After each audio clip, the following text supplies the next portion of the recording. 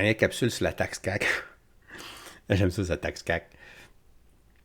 Sur les surplus, il revient, là, mon Tanguay, là, tu sais ce que j'en pense, là, du 7 milliards que les libéraux ont laissé dans la caisse en 2018. Après avoir là, l'austérité totale coupée dans la santé, dans l'éducation, puis ils s'en retrouvent avec un surplus de 7 milliards. Là. Ça, là, moi, là, ça, là, c'est pire que pire, OK? Puis il va s'en vanter, là, M. Tanguay. Hey, ça va, tu vois, là, les gens, quand il va dire qu'on vous a laissé 7 milliards, là, comment est-ce qu'ils ont un petit chaos là, dans la place, là, ça va chuchoter fort. Là. Écoute ça. Mieux faire en économie, en 5 ans, CAQIS, c'est 0 % de gain de productivité. C'est une chose. Deuxième des choses, il m'a parlé des services de garde.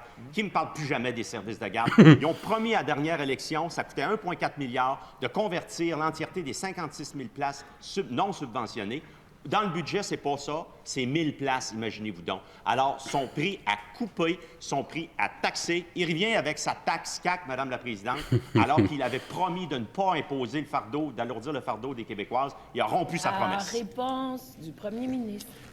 Bien, Madame la Présidente, je m'excuse de contredire le chef de l'opposition officielle, mais quand on regarde le PIB réel par habitant depuis 5 ans, on voit qu'il y a eu une augmentation au Québec, mais une diminution dans le reste du Canada. Ce qui est important de dire, c'est que pendant 15 ans, de 2003 à 2018, la croissance économique par habitant, pendant que les libéraux étaient là, a été moins bonne que dans le reste du Canada. Depuis 5 ans, c'est le contraire.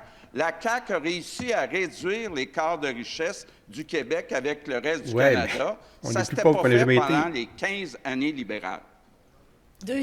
Il a raison quand il parle de ce qu'il vient de dire. Mais le problème, c'est qu'il ne dit pas. C'est que pendant que les salaires augmentaient là, comme jamais, mais tout coûtait. Tout ce qu'on mange, que ce soit notre habillement, notre logement, notre manger, ces affaires vitales, eux autres, ils ont triplé.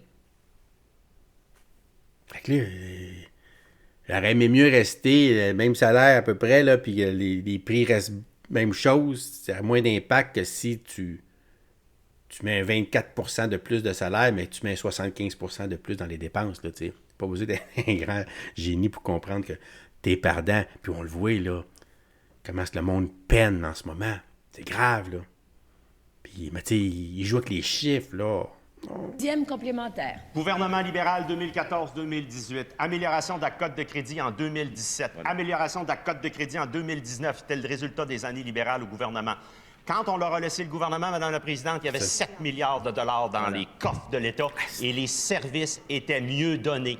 En santé, on lui pardonnera jamais. On lui pardonnera jamais. C'est ça. Les services, ça fait plus... T'es sérieux?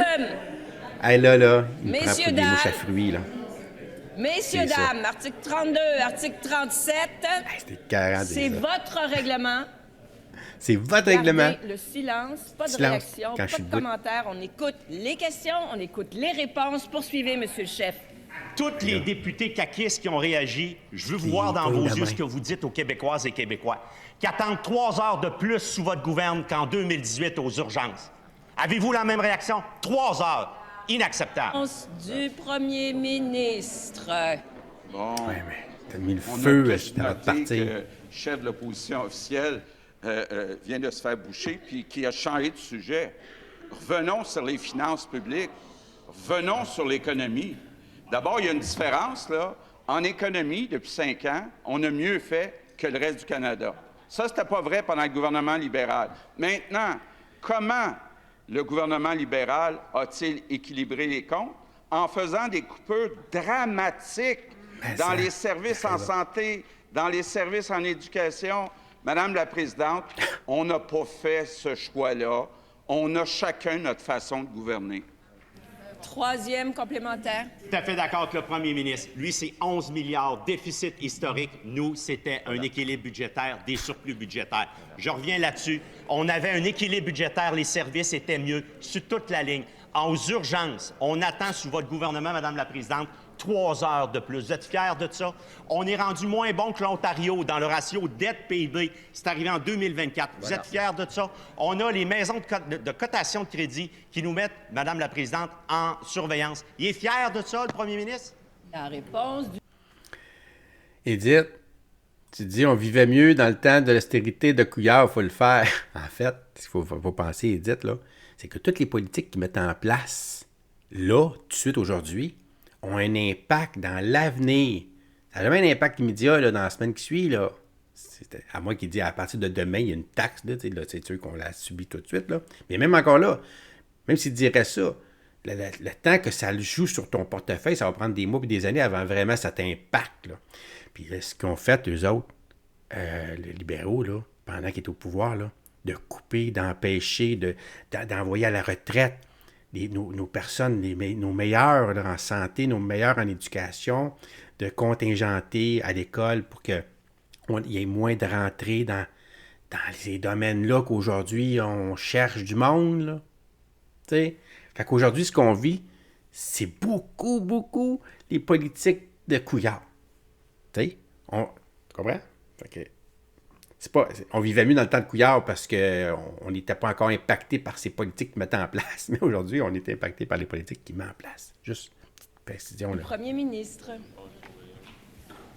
Madame la Présidente, la vérité, là, les Québécois qui nous écoutent le savent, depuis 5 ans, les salaires, en moyenne, ont augmenté 19 dans le reste du Canada. L'inflation était en moyenne de 19 mais au Québec, le salaire moyen a augmenté de 24 Madame la Présidente, tout ce que fait le gouvernement libéral, c'est de couper en santé, en éducation. Ils ont écouté Martin Coiteux, alors qu'ils auraient dû écouter Gaétan Barrette et Carlos Laitao. Ah oui, parce qu'ils n'étaient pas d'accord dans ce temps-là. Coiteux, là, lui, il a coupé salement. Là. Puis Barrette, il dit « Ah, ben là, qu'est-ce que je vais faire? Moi, j'ai promis une réforme en santé, t'en sais, Barrette. » Il était de la CAQ, il a quitté la CAQ pour aller au Parti libéral, puis quand c'était le temps, il ne s'est pas fait appuyer par Couillard, puis Coiteux, qui était le ministre des Finances, c'est lui qui décidait, tu vas avoir temps, en passant, on va couper salement dans ton budget, là. Écoute, il aurait dû... M. Barrette, ici, d'ailleurs, il dit que même quand il va avoir l'Alzheimer, il va se souvenir encore de ça, tellement que ça a fait mal. M. Barrette lui-même, il l'a dit. Puis moi, j'y reproche à lui, à Barrette, de ne pas avoir démissionné à ce moment-là pour contester cette décision-là qui nous impacte encore aujourd'hui. Il a détruit le système à ce moment-là. Il l'a détruit. Là, il faut le reconstruire là, sous des cendres. Là.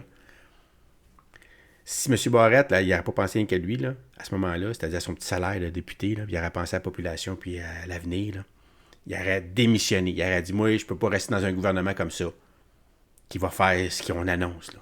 Mais non, lui, il est au bat, puis il a défendu ça.